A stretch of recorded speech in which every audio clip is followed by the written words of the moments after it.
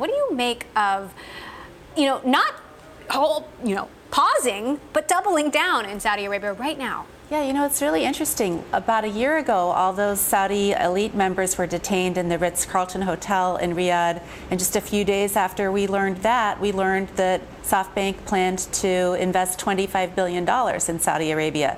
So Masayoshi Son isn't scared in the wake of very negative news about Saudi Arabia to announce these partnerships, and that appears to be what he is doing again now. So what do we know about this particular plant? Well, it's $1.2 billion and huge in the scheme of things. I mean, a 2 gigawatt plant is bigger than any solar plant in existence today.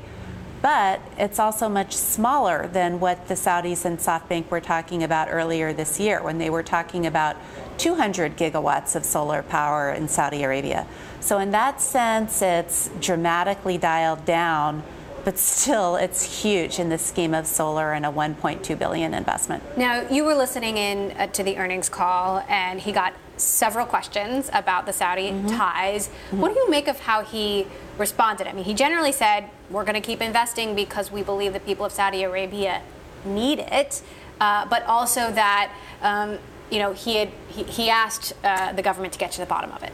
Right, he did. And it's important to note he didn't just respond to questions. He proactively started by saying, before he'd gotten a single question, that it was a terrible tragedy, that the Saudis needed to get to the bottom of it, but he saw it as his duty to help the people of Saudi Arabia. So whether or not you agree with that response, he can defend that position. Now, we just talked about a tech company called View that's just taken a new round of funding, including from SoftBank. But in your conversations with portfolio companies, with investors, is this a concern? Are startups going to reconsider whether they take money from SoftBank because of these Saudi ties?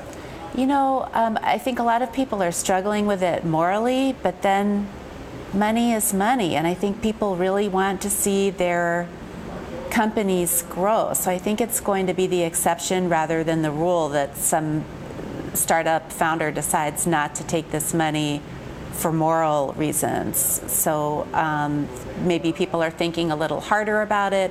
It reminds me a lot of the Google bus situation a few years ago, when Google had been doing the same thing for years, and then suddenly everything crystallized around the Google buses.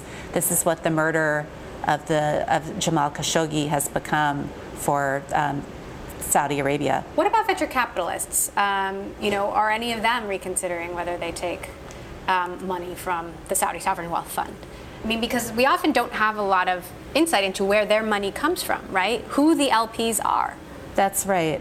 So I'm aware of a lot of VCs who say that this is a horrible situation. Many of them hadn't been aware of all the human rights violations in Saudi Arabia. So now at least they're aware of them, but I don't know a single VC who's said, I'm not going to take Saudi money as a result. I've known some who've said we haven't all along, but I don't think this is making anybody rethink decisions.